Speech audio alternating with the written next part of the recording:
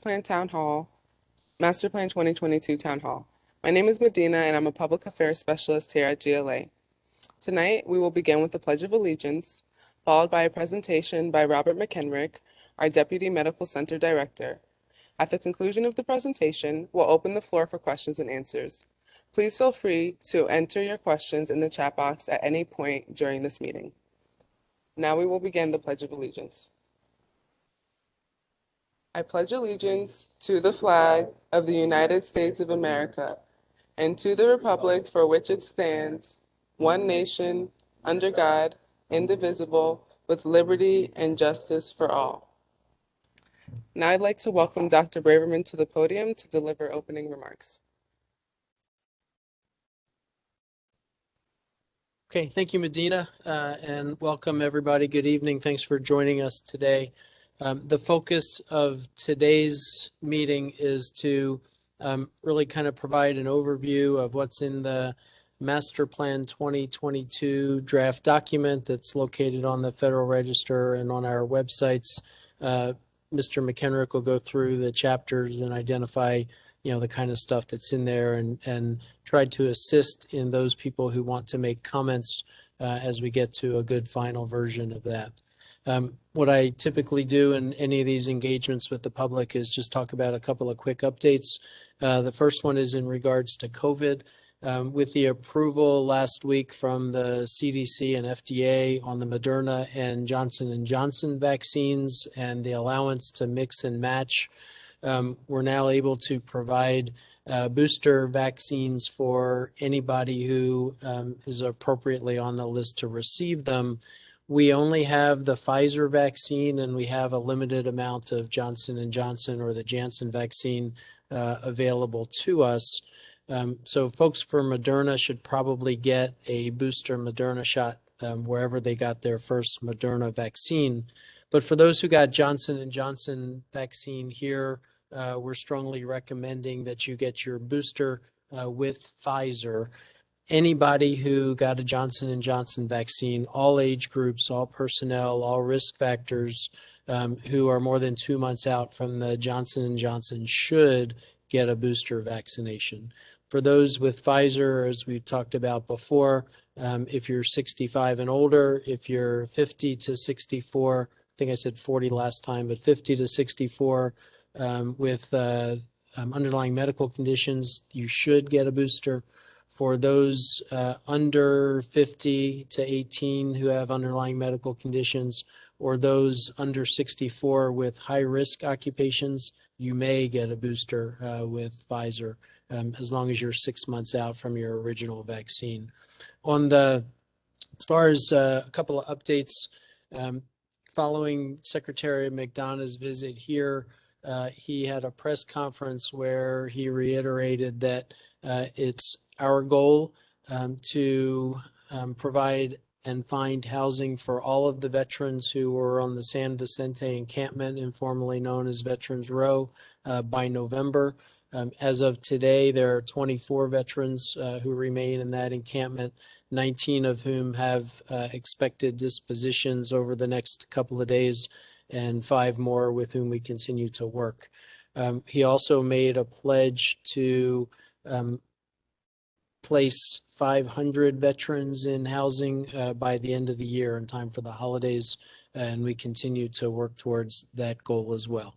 So with all of that, I'll turn it over to Mr. McHenrick. Thank you.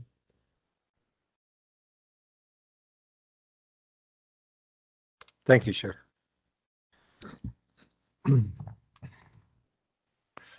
Welcome, everyone. We'll move through a set of slides here that'll break down the master plan draft that's online, and we'll talk through different parts of it as we go through this. So I'll move at a pretty good clip so I can leave time for questions and answers at the end. So next slide. This is the agenda. We do our traditional background, our master plan effort. We'll talk about how to get to the Federal Register site and leave some information. Then we'll go through the meat of the briefing, which is really the Master Plan 2022 draft, and we'll go through the 6 sections piecemeal, showing you each of the sections and giving you page references on each of those areas so you know where to go in the document to see it, as well as talking about some of the appendices. And then we'll talk about our engagement activities. We'll wrap up with a quick review of the Federal Register access points again, and then question answer. Next slide. Okay, this is our traditional slide up front, Draftmaster Plan. We did have someone in the last session that was not terribly familiar at all, so we'll do just a little bit of background. The Draftmaster Plan, which can be found on our website, West LA draftmasterplan.org website. You can go there and there's lots of information, library and a bunch of other tabs. The Draftmaster Plan envisions a minimum of 1,200 units of permanent supportive housing, along with a broad array of veteran-focused services and a modernized healthcare facility wrapped around this. So we'll talk about that as we go through the slides as well. We know that building 209 has 54 units already, that buildings 205, 7, and 8 are coming online later next year with 180 units. VA is committed to the update of the master plan, and that's what we're doing here now in this update process. And at the bottom there, it talks about the West LA Leasing Act 2016, and since then in 2017, we've been doing periodic OIG audits, and we have the Veteran Community Oversight and Engagement Board, our federal advisory committee that provides recommendations to the secretary, and we have great dialogue with them and some of the MS subject matter experts on the board. Okay, next slide.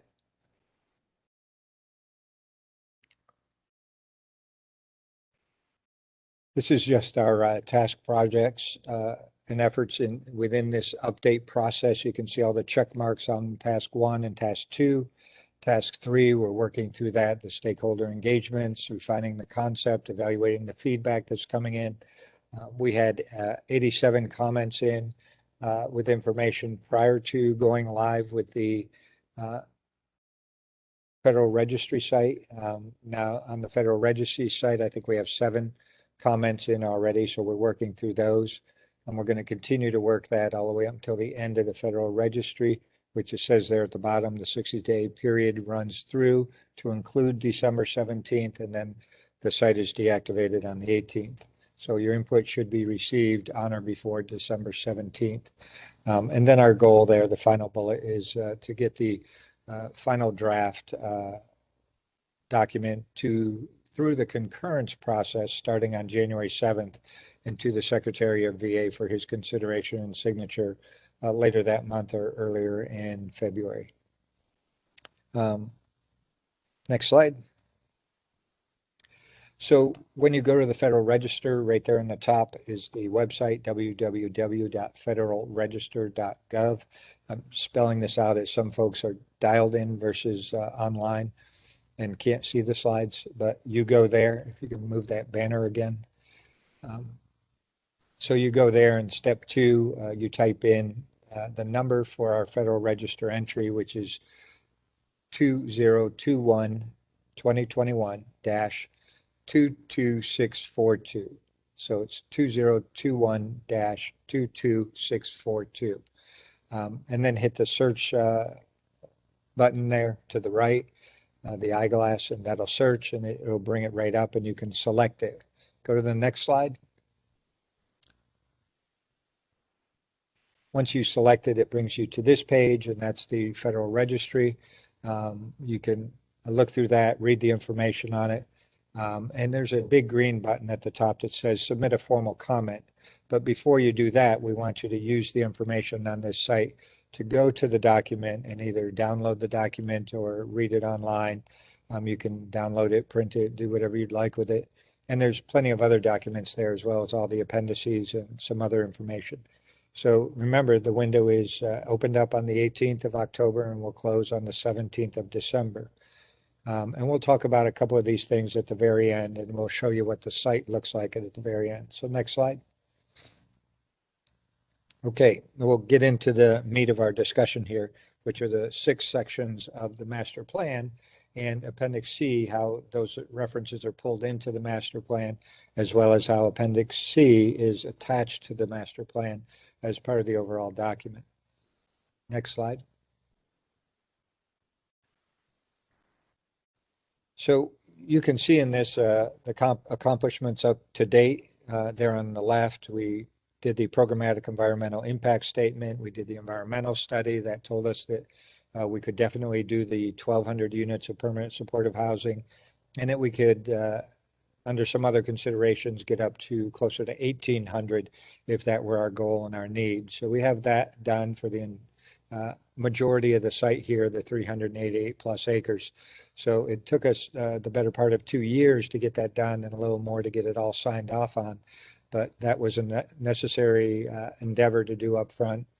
We moved along and we've got buildings 205, 7, and 8 under construction now. I talked about that previously. Those were set up independently as independent construction efforts with independent groups, and then taking a line from best practices in the communities around the country, getting a principal developer to help develop a community plan. And we have a draft community plan, which is the basis or the central part of our master plan update and our way forward. And the principal developer was selected through a fair and open competition.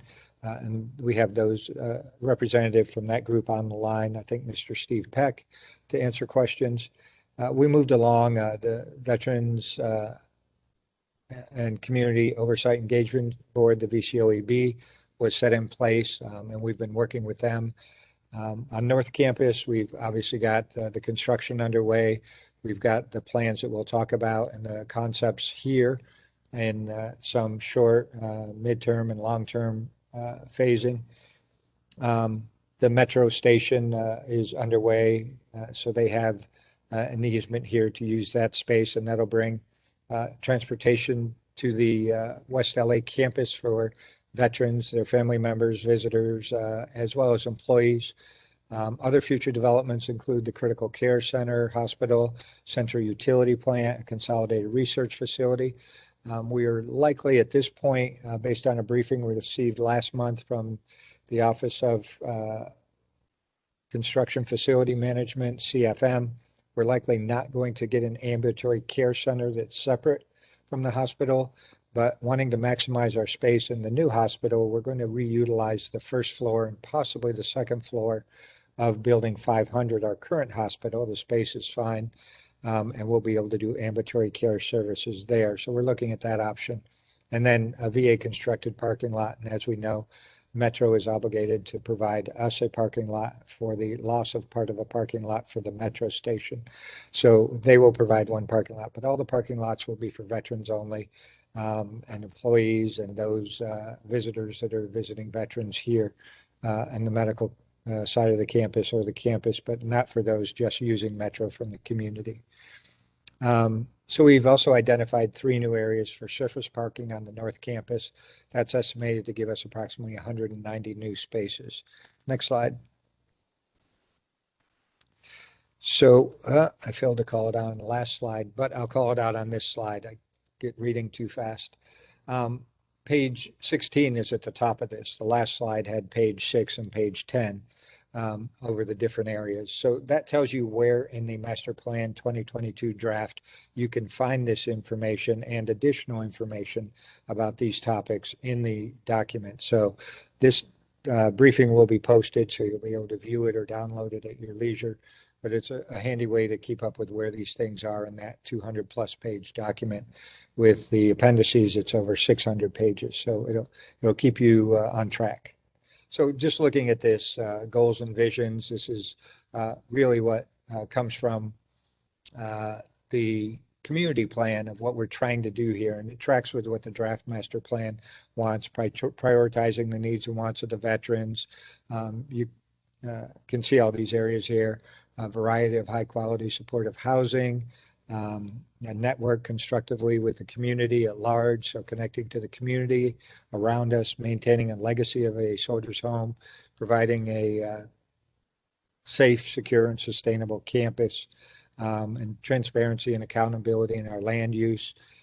This last OIG report was much better than one 3 years ago, coming to consensus on a lot of areas, understanding and agreeing on a requirement to register any land use is over 6 months long in a database. Well, we have agreements for everything.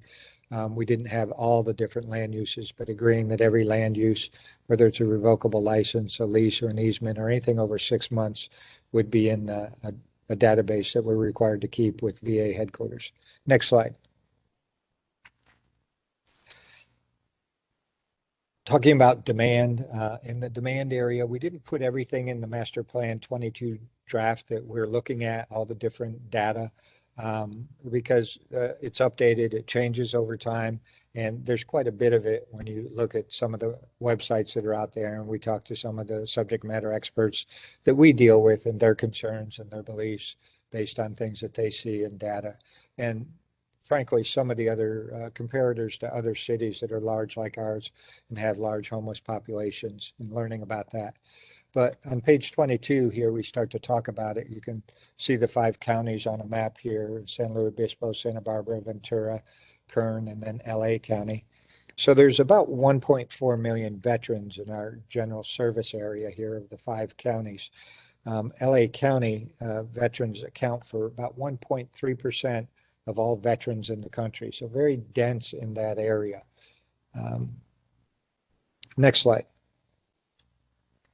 So these two slides are pulled out on page 23 and 24 from the Master Plan 2022 draft briefing. And the 2 slides represent information that's of value based on PIT count and based on available housing and the number of veterans at specific locations. So trying to put the 2 together to see if these numbers are roughly the same, a year later or so. And we can see where the big density is: 849 veterans in the red area. If you look at that legend on the right-hand side, and that's an internal map that we were able to develop with the SPAs, but it shows where the veterans are for the PIT count in 2020, which was the last PIT count to be done because of COVID. And you can see that 800 and some versus the 477 up in the northern areas going up towards Kern County, and 220 up in Spa. So those are the service planning areas that the county breaks out their services, their housing services, and a lot of other services.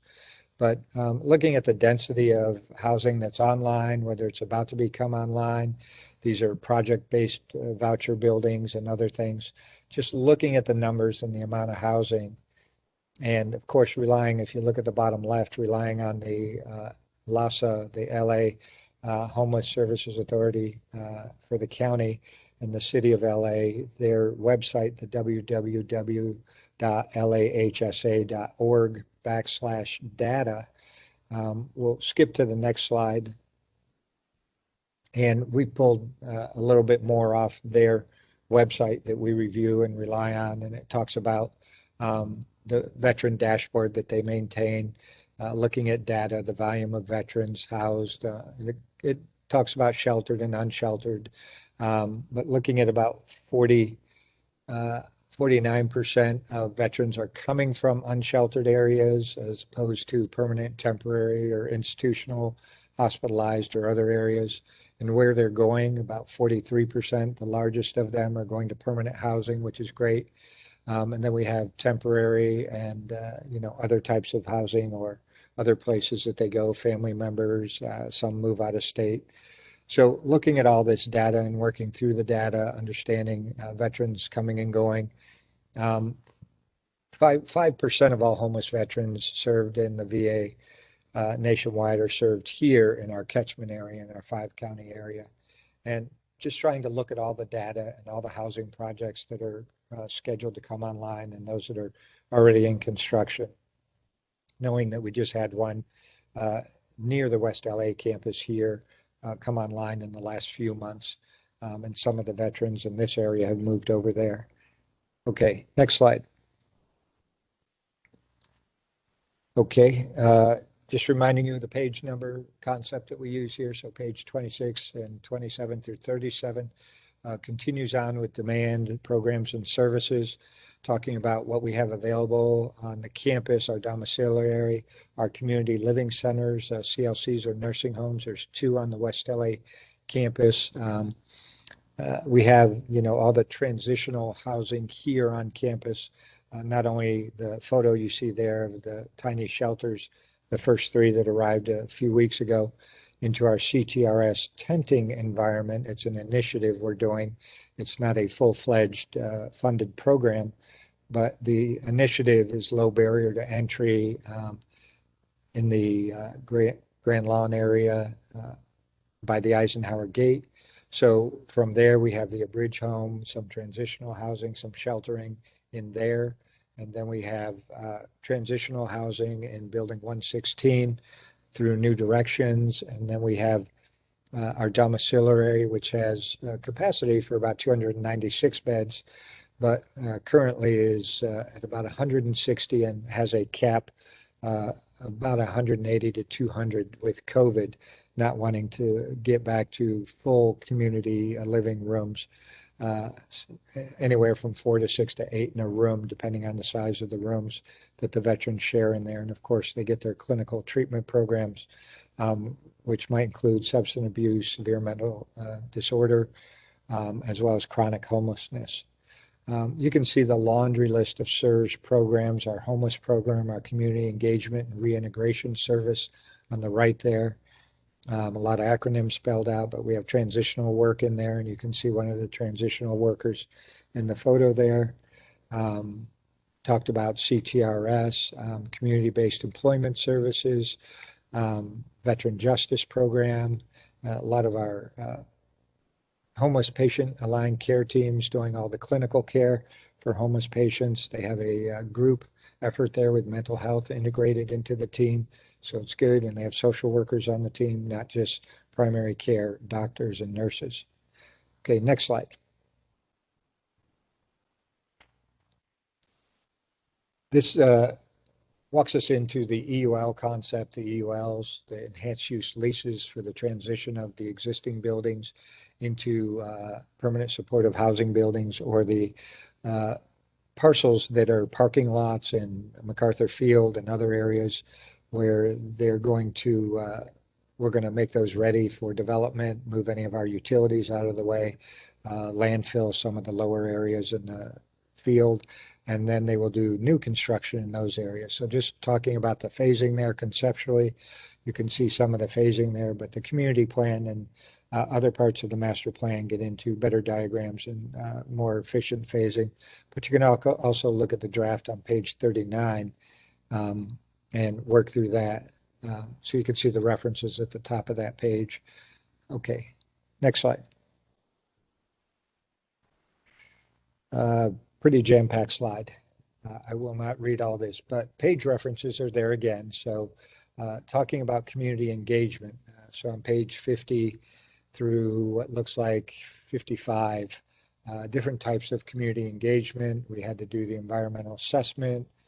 We had to do our programmatic environmental impact statement. We had to have some meetings and talk about that and share information about how we move through that. Public hearings for the enhanced use lease, buildings 205, 208, 209, and principal developer. We did public hearings on that aspect of it.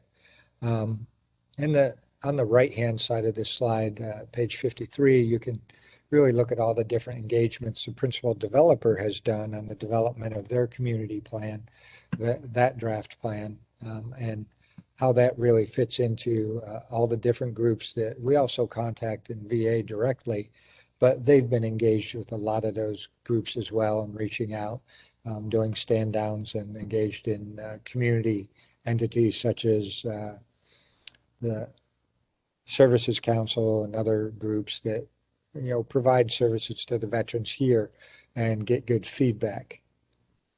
Okay, next slide. So when we look at site analysis, pages 61 through 121, we really break down the site in different areas. You can see the site context, the historical conditions, the environmental, open spaces, the green spaces, the access and circulation, really looking at that west-east Wilshire Boulevard that tends to cut the campus in half, and how we might have some additional pathways across that to have more connectivity from the north to the south without having to get back to that single Bonsall Avenue. But you can see the spine as it goes north, that Bonsall Avenue going straight up, and how the South Campus kind of has that circular main connectivity for mobility. A lot of different roads in the north coming off that spine, and then a need to build some connectivity and some mobility, either through larger roads, avenue, pathways for bicycle and walking and different things to the northwest there, trying to get up to the park and the other land that is across the Arroyo. Building conditions is interesting as you look at that, the age of some of the buildings, those that are, nearing 100 years old on the campus and still used, and how we're going to transition those into EULs. And some of the other challenges, obviously our medical center is up for replacement, as well as some of the ambulatory care buildings. So we're working on those.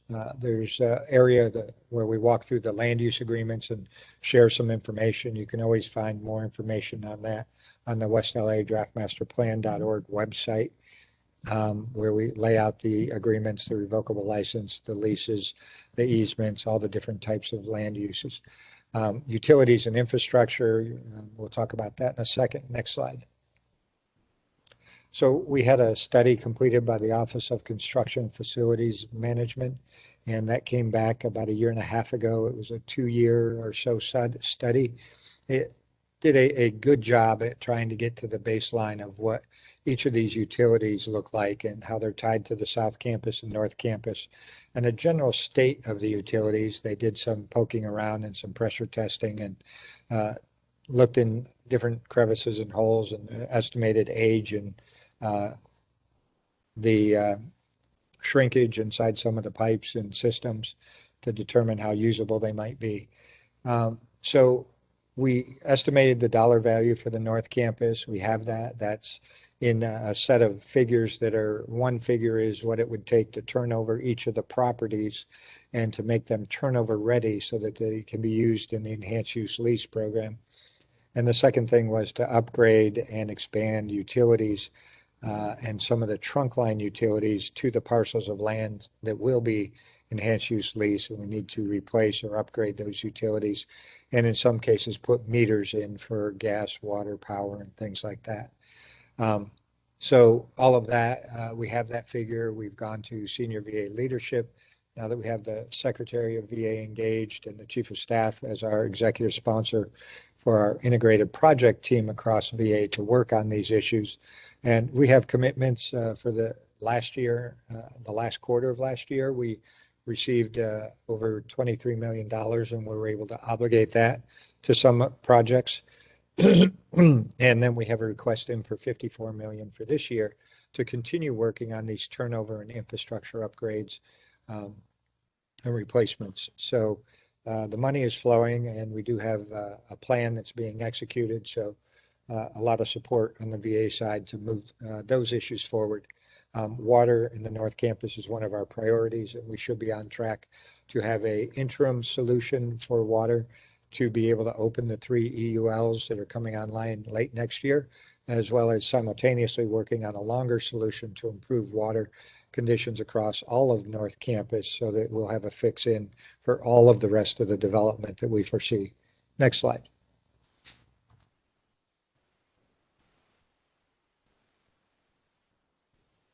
So we went over this in our previous briefing, but it's really the key opportunities and constraints. I won't spend a lot of time on it, but you can look at that diagram on the right and see a lot of helpful information there and understanding it. But one of the key concepts I'll just pull out from the front is the East and West Arroyo. We have one running on the northwest on the top portion to the left of the land, and we have another one to the right, a smaller one, but they give a park-like setting, a little bit of nature, some quiet space, but on the other side, there are constraints as they divide the land. They're not easy to cross. They're very steep and they're overgrown. And in one area on the northwest, we have some old contaminated material or medical waste that's underground and has been buried there. So that has not been brought out, but that's an area we need to stay away from for any of our construction. So in addressing all this, we have some constraints, but we have some bonuses. The south of the Arroyo on the left might be an area where we could conceptually do some RV overnight parking for veterans who wanted to visit and had an RV. And we often get veterans who come here and have to have medical work or want to visit people in the hospital and other things and want to stay a few days and have an RV, but they can't park it on campus. So trying to look at all those different uses to accommodate folks. But we'll move on from this slide. It's on page 124.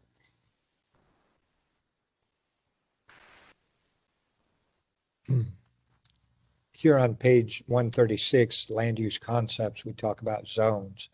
In this area, we have at the bottom, zone 1, we maintain the healthcare zone from the Draftmaster Plan, patient care, research, and other supportive healthcare programs.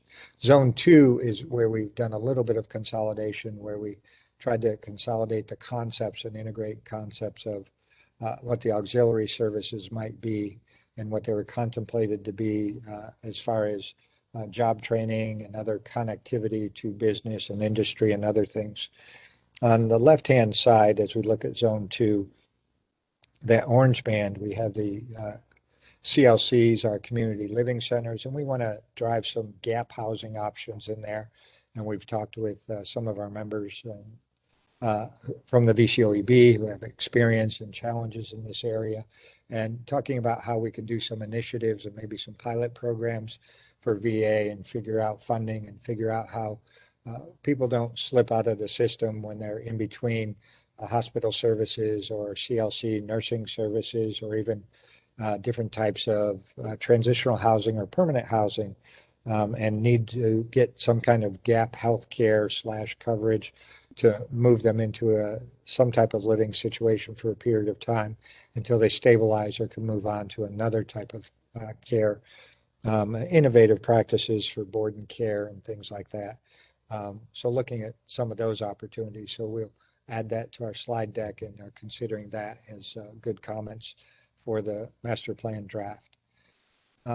The auxiliary areas to the right of Bob up against 405, and that auxiliary area is where we have our motor pool, our steam plant, engineering services, as well as emergency management services, our warehouse, our laundry services.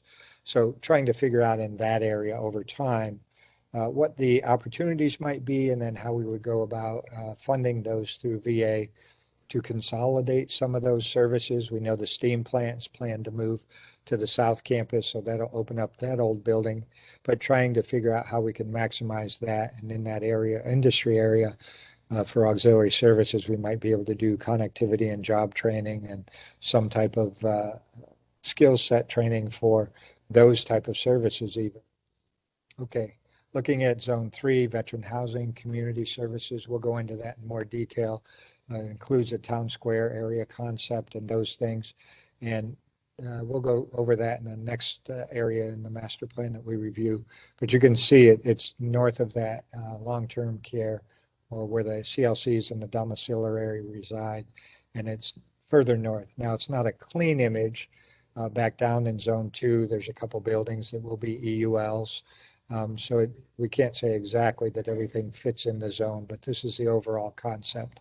And then the green area to the north and some to the south, down around and below Bonsall, is really community interaction, engagement for veterans, some open space, the Grand Lawn, space by the Japanese Garden, the Veterans Garden, a little bit of a road off to the northwest past the Arroyo where we might do the RV, and then the fields to the north that are under lease right now, and how we would recover those or use that area differently or get more access to that area today. So concepts. Next page. On page 138, you can see different things, a concept for an exchange up by the Barrington lots, the parking lots that are up there. Would have to increase mobility up there to make that viable for veterans to go there. But what's good about the exchange concept is that's a viable marketplace area with the Barrington community, and we'd be able to sell veteran goods there or have veteran-owned businesses engaging with the community and the veterans that live on the campus. So trying to think through that concept. It's harder to do down in the auxiliary area because 405 is such a barrier to the Westwood community on the other side of 405. Looking at the Wellness Center, Town Square area, which is blown up to the right. If you look at each of those numbers, 1, 2, 3, 4, 5, 6, it's a trolley plaza with historic depot, multimodal center. So trying to move the trolley station, which is a historic building, not terribly large, but moving it out and rehabbing it and making it part of a current day transportation center for the North Campus. A town green at number 2, open space, and then a clock tower kind of on the west side of that area. A town hall to the southeast of that area. Really having maybe a multi-use building if we can work out the legalities of that and how we do that. All part of the challenges of building a community on federal property. So maybe having some housing in there, but also a town hall where we can have other services, industries, a meeting place, bring in some outside enterprises and services for veterans that are veteran focused, as well as meeting places for veterans and maybe a coffee shop and things like that. Concept at number 5 near there for a restaurant on the green, a restaurant that's connected to part of that open space. And then number 6 to the north of that, a living museum for veterans. We have a lot of great material here of old VA here and would like to get that into a museum and be able to use that. So just moving through, that's on page 138 in the master plan draft. Next slide. So other plan components and concepts, things that we need to work through. You can see the bullets under there, but proposed community uses, engagement areas are outlined in these maps on the different pages. And this is pages 145 through 156. It's marked on the top right of the slide. And these slides will be available after the briefing. So we'll hang them there for folks to see them, and you can download them as well. So job training, art gallery, event space, a town hall, a wellness center, veterans operated retail, recreation and therapy center, restaurant on the green, you know, looking at natural areas, parks, gardens, grand lawn, historic landscape features, recreational fields, maintain landscape, plazas and promenades, opening up some free space for veterans to enjoy and for veterans with families and spouses to enjoy as well. Redesigning Bonsall Avenue, trying to add a bicycle path there, a bicycle network, connecting to a regional bicycle network.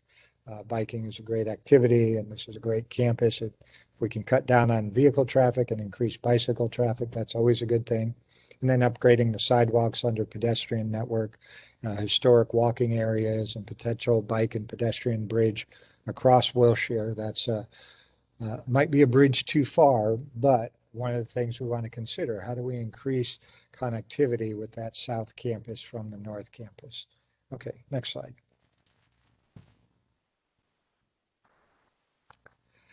So now we slide into phasing. So this is the initial phase, 1 to 5 years. Looking at 1 to 5 years and the things that are going on. There's one typo in here somewhere.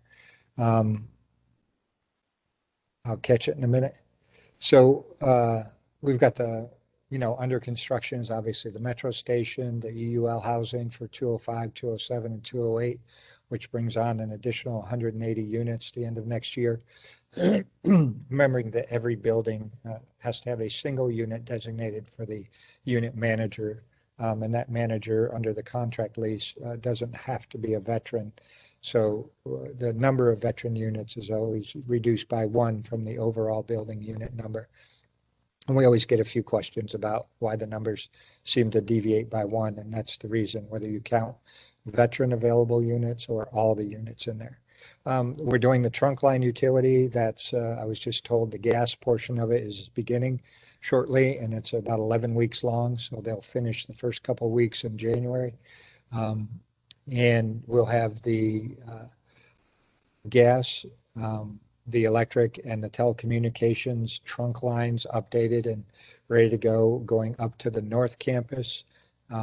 So that comes across from over by um, the National Cemetery, enters the campus that way and goes north. So working on that. Design and pre-deployment or pre-development, we have buildings 156, 157, 300, 401, 402, 404. I know we have a couple of parking lots in there that we're working on, and MacArthur Field continues to be prepared. So we've got a lot of different activity going on in this next 5-year phase. And I think under construction and development by next year, we'll have another almost 300, 200 and some housing units moving along on top of the 180 that are coming online next year. So we have some renovation activity, a new police headquarters. So to support a campus of this size and bringing at least 1,200 units of permanent supportive housing on with veterans and others, we have to increase the size of our police force and our security force, and we're planning on that. Have to move some things around, the mailroom, a bunch of other things. We have to build California Edison is going to build a new substation down in the southeast corner to feed the entire campus, but to upgrade our power and meet our new power requirements. Okay, so that's initial phase. We'll move beyond that. So the interim phase, 6 to 10 years out. So obviously we'll have an opportunity to revisit the master plan with the next version anywhere over the next 3 to 5 years in that 3 to 5 year window. You know, that's a must have to do. If we had to do it earlier because of some reason, we would do it. But the EUL housing here, you can see the different buildings. This is where the typo is, ambulatory care center. So it's not really a typo, it's an update. So I stated earlier that it looks like we won't get a separate ambulatory care center, that we'll need to shift that funding elsewhere. And it's not to say we don't need it, nor we won't have one. But if we're going to keep asking VA for millions and millions of dollars, we need to look at some of the other things we want to accomplish. And we talked about some of the things that aren't funded yet. So they're just conceptual of how we might use the auxiliary service area and other things like that, and upgrades to the utilities beyond what we see and find thus far.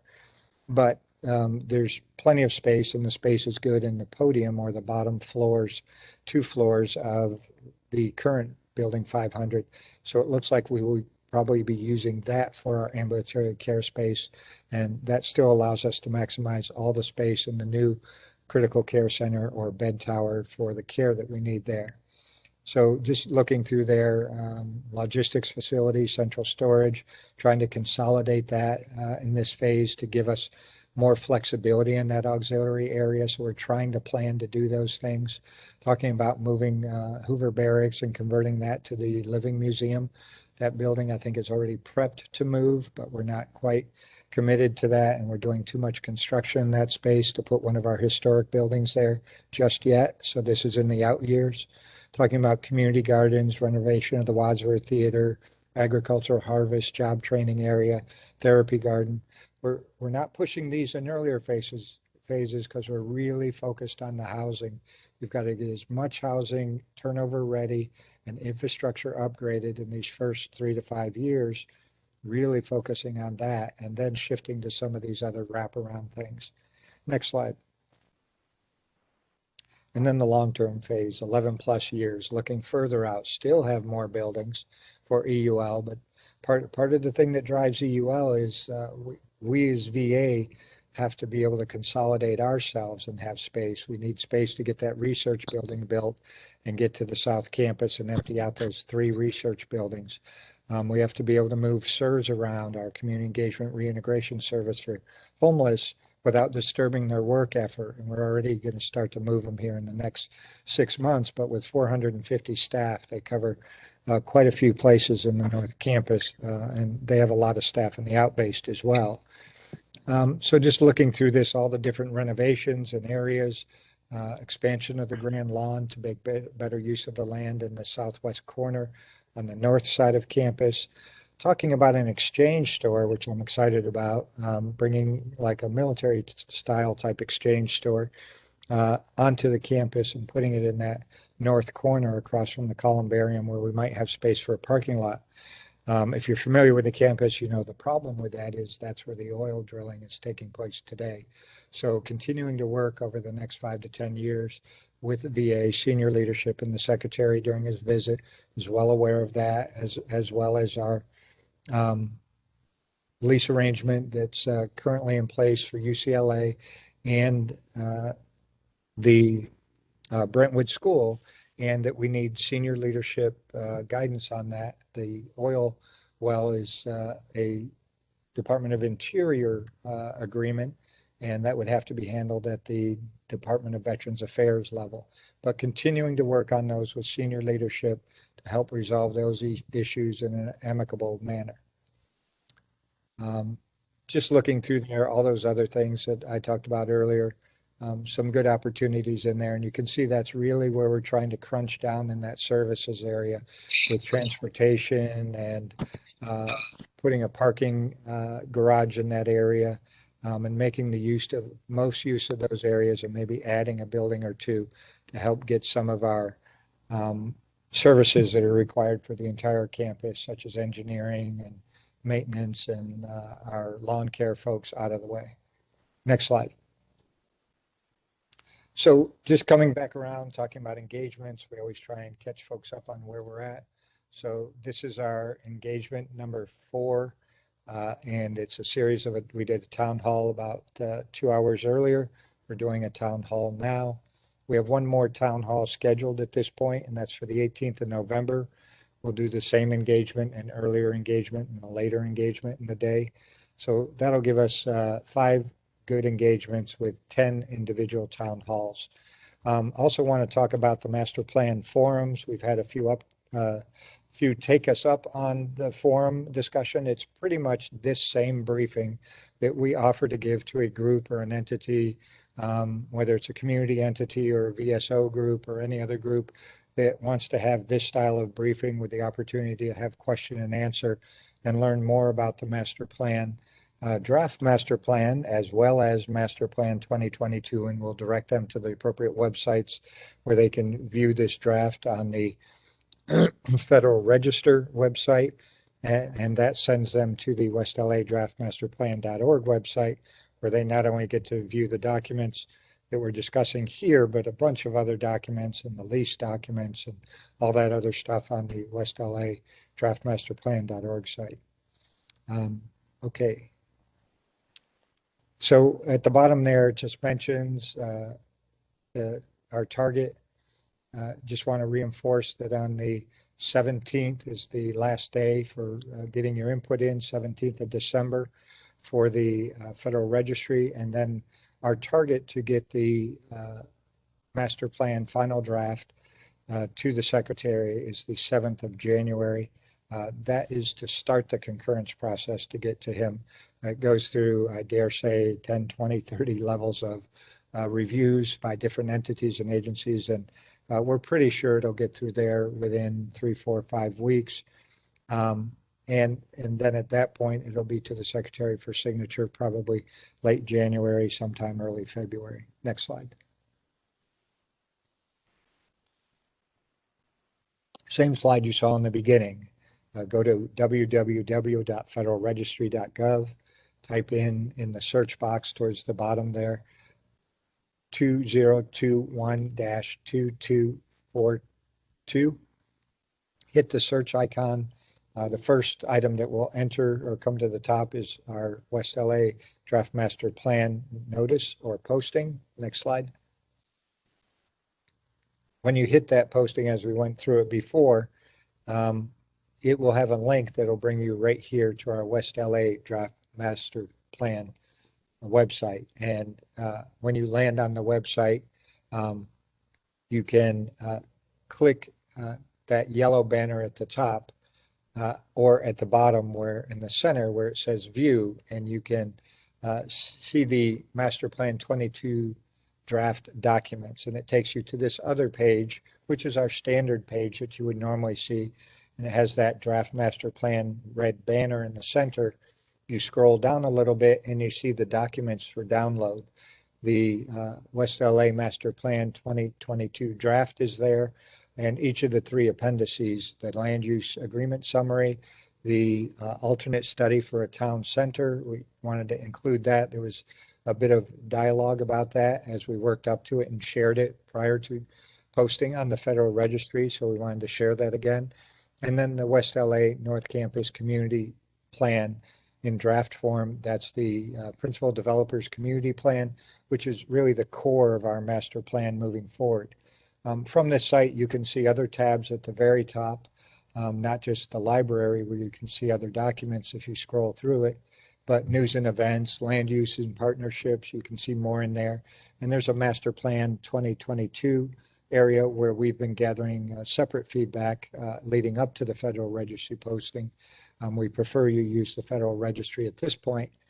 And there's other documents in there and other informative information and other slide decks from prior briefings that you can look at as well. There's a link at the very bottom of this page under those download buttons that are circled. We'll take a second and go to the next slide. What that shows you below those downloads is that we've provided a link for you to click to go back to the Federal Registry. And when you go to the Federal Registry site and you go into that for the West LA Master Plan 2022 draft that's advertised there, there was that green button we talked about, which you would click to provide your feedback and an opportunity to upload documents. Next slide. So that's what I'm talking about. When you go back to there, it takes you back to this link, and then you're able to get that green button again that says submit a formal comment, and you would click there. Just a notice here that I want to remind you, the 60-day window was from the 18th of October through the 17th of December. The site will shut down on the 18th. So the guidance that's provided is to get your comments in or before the end of day on the 17th. Okay, next slide. And we're up to the question and answer session. So I don't know if any came in while I was briefing. I wasn't watching that carefully, but we'll take those first.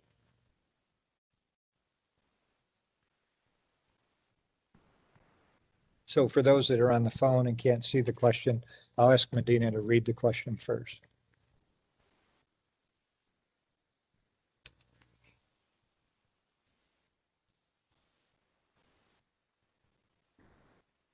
Not true that I'm aware of, but thanks for asking. Next question.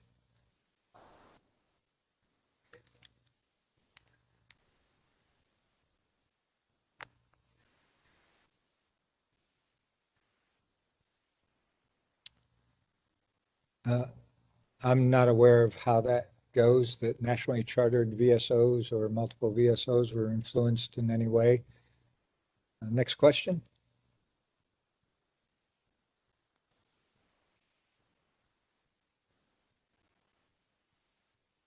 So I can't remember the number of beds in the Calvet home. Do you remember that? Yeah, over 300. That's what I thought. It was in the high 300s, and they have a pretty good occupancy rate. I think Dr. Imbasiani said they were above 80% when he was out here a few weeks ago.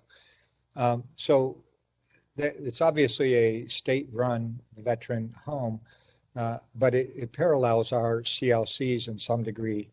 They do have different levels of care in the veterans home that they provide. And that is part of where some of our veterans come and go from. Some will stay there for a period of time. Some stay there permanently, from my understanding. And some of the veteran homes around the state have a waiting list, and there's specific criteria to get into the homes, and you can see all that online. But that is part of the use of the campus and the continued care for veterans. Everyone in there is a veteran and is entitled to be in there.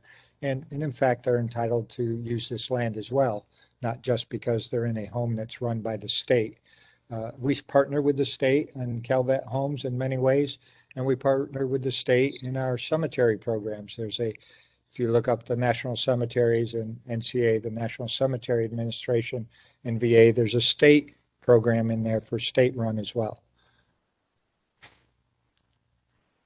Why?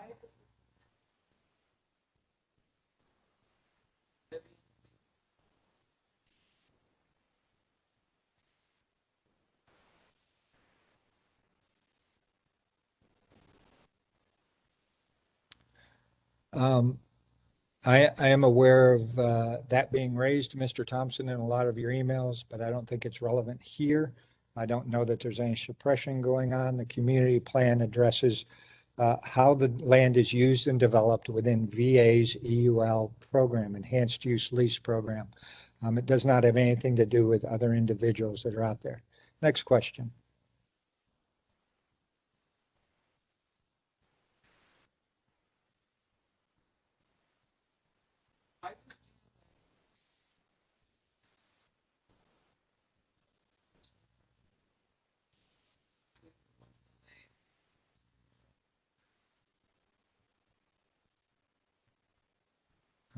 Let me read that one more time. Why does VA zealously refuse to expense hundreds of millions of dollars of congressional explore? Why do we refuse to?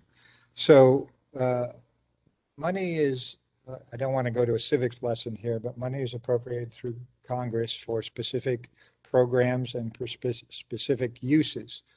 We have to justify what it is we need, when we need it, and how we're going to use the funds. That's what we've done once we determined that we needed to pay for here at GLA the turnover costs for these properties and to upgrade all of the utilities and trunk lines that would not be covered by Office of Asset Enterprise Management, Office of Construction Management. They were not going to be funded through any higher, I forget the term that they use. What did they fund the trunk line with? Capital contribution funds, that they would have to come through the VISN or further down the line or through a GLA budget. Well, our budget is for healthcare and maintenance of the campus here for our healthcare mission. So to develop this community, we had to assess, once we knew it was our responsibility to pay for these and to go after these, we had to assess what the costs were per year, how fast we could do it. We brought on an engineering team of 9 individuals immediately. I think within 30 or 45 days, we had 7 of 9 on board, and now we've got them all here. And they were able to spend the first 20, I think we were targeted 17, but we actually got up to 25 million engaged in the last quarter of last year. So within 6 months of finding out and within 3 months of getting money moving, we spent 24 million. So that's a good story for us. And now we're set for 54 million for next year. But this has to come out of the VA budget somewhere. And that's why the executive sponsor is important. And we have the executive sponsor who is the VA chief of staff. And the secretary has just made his first visit here, and he is well aware of it, and he is leaning in as far as he can go. So we're excited that we now have traction in both those areas and that money's starting to flow. So I appreciate the question.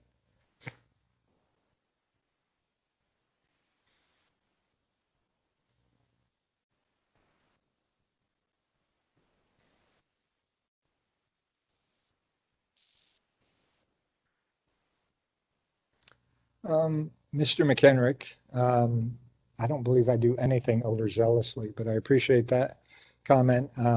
I talked about everything pretty much relatively this evening, and I'm glad to engage in dialogue about any of those. But I'd request that people go and see the leases and the other information and get all the information you can that's out there. Even the IG reports are public, so those are out there as well. You can compare the issues that were raised in the first IG report and the second IG report. I don't tend to ignore anything. I appreciate the sarcasm, but what is really happening is what I stated earlier, that we need VA senior leadership to solve some of these issues in an amicable way for VA and the other entity. Some of them are bigger than us here at GLA and how we would resolve those. Okay.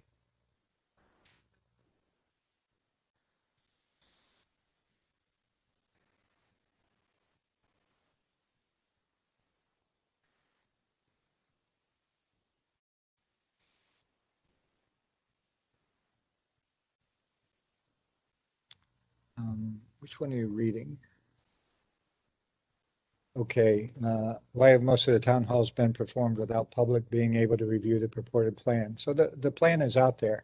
We had a date when we would release the draft. We had to pull it together. We had to do the research and the development. I thought that was appropriate project management. We have it out there now for 60 days. And you have 60 days. traditional amount is 30 days. The secretary extended it by 30 days to the request of some VSOs and other entities that he engaged with personally. So it's out there now. All of the information is there for everyone to review, over 600 pages. I appreciate your feedback on that. When we look at it, we have 7 comments thus far, and we had 87, I believe, on the website as we were giving briefings along the way. So all of that information is being reviewed. Okay. Why are all the comments being listed on private domain? Why are all in? So if you're talking about the West LA Draftmasterplan.org, that was set up that way so it would have maximum access. A lot of individuals have trouble reaching a va.gov website.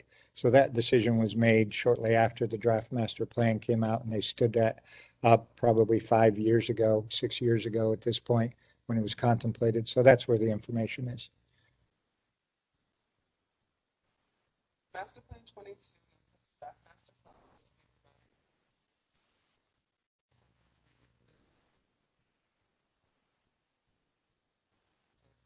Structure the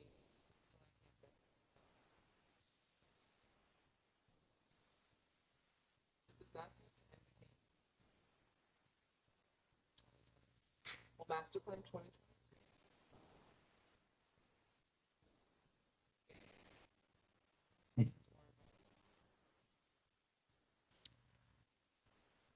Thanks, Anthony. So I've heard that brought up before, I think in some of our meetings, but that 3 to 5 years has been the gate that we've been going by and are planning by. We even changed the name of this effort from Master Plan 2022-2027 to reflect the fact that we don't want to predetermine that it's going to be out to a 2027, a 5-year Gantt, that it could be anywhere within that 3 to 5. But we're glad to continue that discussion and make recommendations to the secretary and the leadership of VA. At this time, it's 3 to 5 years. If we can have more discussion on that aspect of whether it should be any time it's needed. One of the examples I would throw out is if there was a moderate earthquake here that caused some significant damage in different areas, we would immediately move to adjust the master plan to deal with something like that. So you can never predict the unpredictable, but in that sense, if your analysis there is part of what the other entities who were involved in the development of the draft master plan contemplated in that area, then we can certainly take that to VA leadership and see if there's a difference in how we might want to address it moving forward. But I appreciate the dialogue.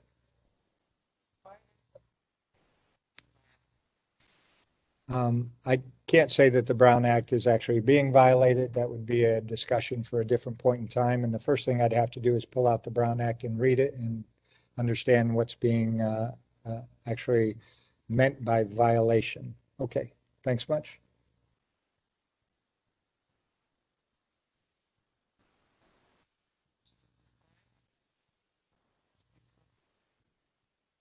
So for those that are online, I would encourage them to look at the chat. There's a lot of comments in there.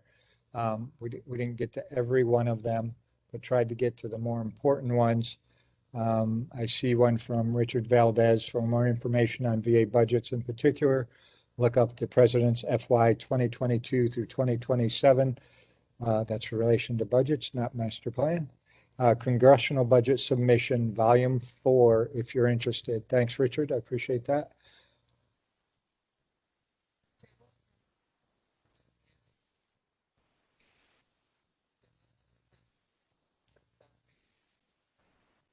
List stops at 1.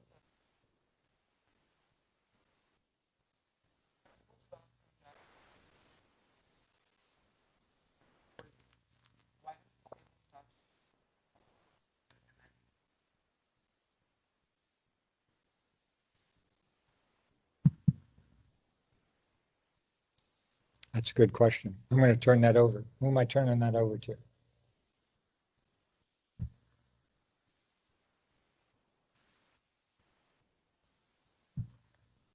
Is there a Johnson Fain representative that can address the table? Is Mr. Duval on the call?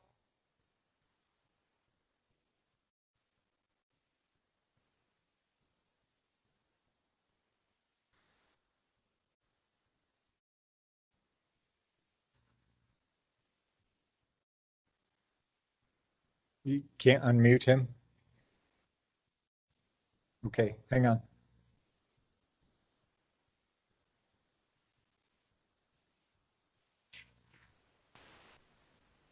Yep.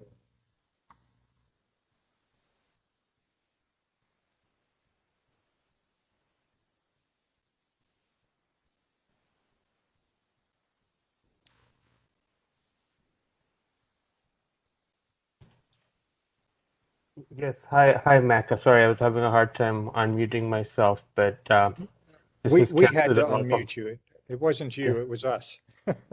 Go ahead. Well, uh, yeah, it's we tr- I was also having a hard time at this end, and in response to the question, we'll have to get back. The person who actually worked on the table is not on the call, but we'll have to get back to Anthony with a response, particularly on that.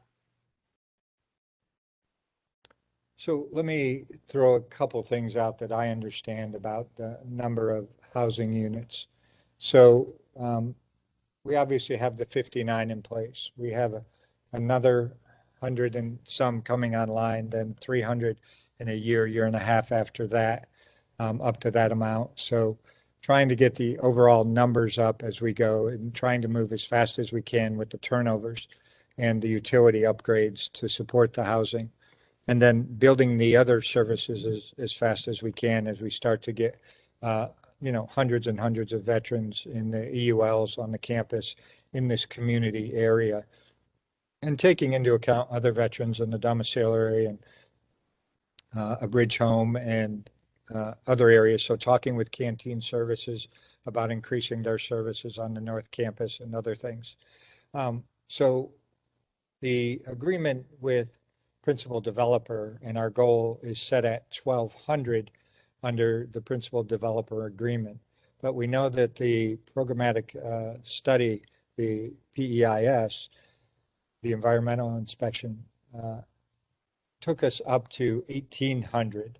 So it's really that 1,800 above that that we have our eye on, as if we need to go that far, if we have the capacity and there's a need for it, we would continue in that direction. The 1,200 is our immediate target. And we looked at, when we went through all of the data that was out there and relied on our SMEs and their experiences and looked at the housing coming online and the financing and other things that drive these and what we think we could realistically get and what we need in this area, nothing changes us from that 1,200 course in this master plan of 3 to 5 years. So we're still committed to that 1,200. Now, when we revisit master plan in 3 to 5, or as Anthony Altman pointed out, maybe there's a different way of calculating when we should revisit it. When we do revisit it again, we'll have to go through the same analysis, relying on the same experts and sources in the community that really help us understand overall homelessness in this area, in which veteran homelessness is a part of. And we'll do that analysis again and see if that number changes and if our commitment needs to be adjusted. Okay, so I'll take that as a placeholder, and then we have the email from the individual that asked the question, and we will follow up and get back with you. Okay.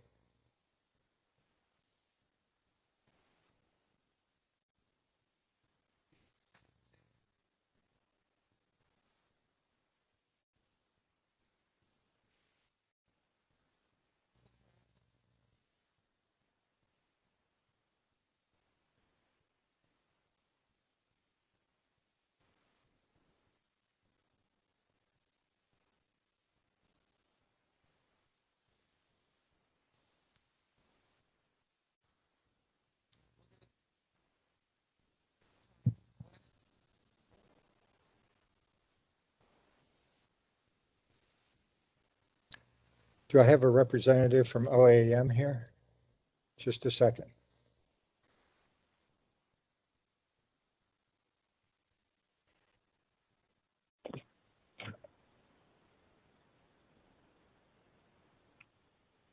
Good evening. What we're doing from the EUL perspective is, as part of the solicitation process, we indicate in the solicitation that any selected developer will use, or our goal is to use the subcontractors that are veteran-owned or operated construction subcontractors. So it is our goal to achieve that, and we've been working toward that with the various developers that is working on the North Campus and creating the homeless housing for the veterans.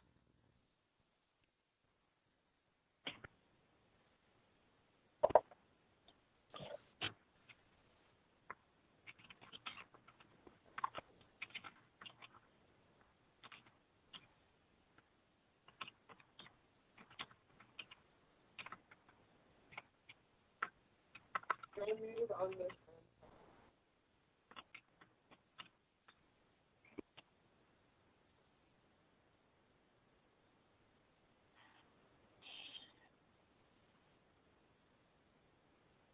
This was inconvenient, Lawrence, but please send your question to the Public Affairs mail group and we'll ensure it gets answered.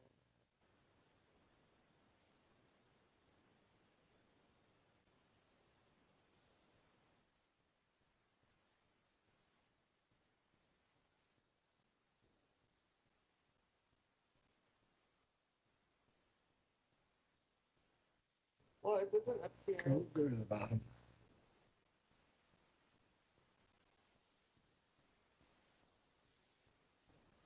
Megan plans, in the 2018 version of the Draftmaster Plan, Megan plans this report touched on the subject regarding planning for the 1,694 units. Basically, if additional housing needs required in that.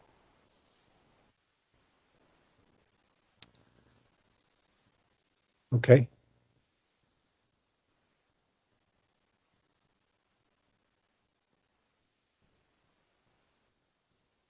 Doesn't appear that there are any more questions at this time. So Anthony Allman made a statement clarifying his prior statement that I may have misinterpreted. Not proposing we shift from 3 to 5 years. Master Plan 2022 reads a different way. Might be worth editing. Okay. Anthony, if you could send me a quick email on that. I know you have my email. I'd appreciate that. And then I'll dig in there and we'll straighten that out. I'm not sure exactly where in the document we're talking about, or if you mean concept overall. Okay, thanks much.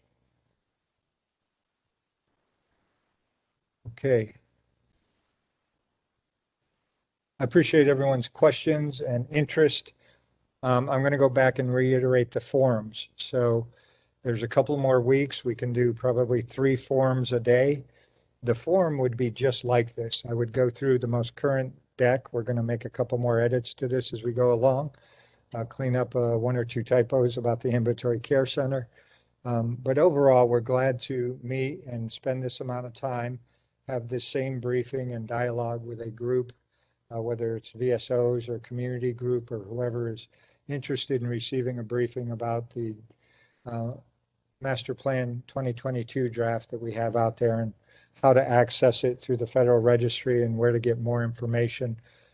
In the last meeting earlier today, we had a couple of groups reach out and say that they would like the briefing. So we'll work on scheduling that over the next month.